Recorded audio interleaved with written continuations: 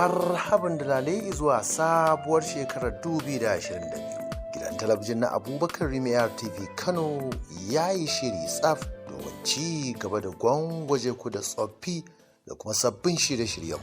Shirinmu dai na karin kumallo Litinin, Laraba da kuma Asabar na nan kuma zai ci gaba da baku tabbacin wayewar gari tare da mu. Sabbin shirye-shiryenmu na zancenmu namu da ke tattauna lamuran mata ga kuma dan iyalanmu don warware matsalar gida. Ga shirinmu na girke-girke domin mata iyayen giji.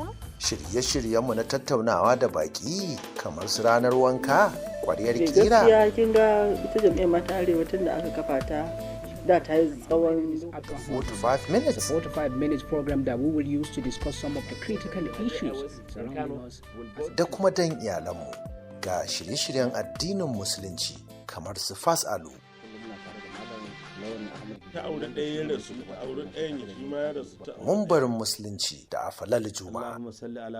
Kada kuma kumanta da shirye-shiryenmu na labarai da rahotanni ga kuma kanin jaridu litinin zuwa juma'a. Muna kuma da shirye-shiryen wasannin kwaikwayo iri daban-daban.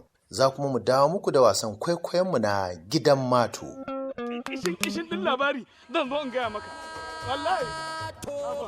Kai dai kasance da gidan talabijin na ARTV Kano mai asin da asin a ko da yaushe.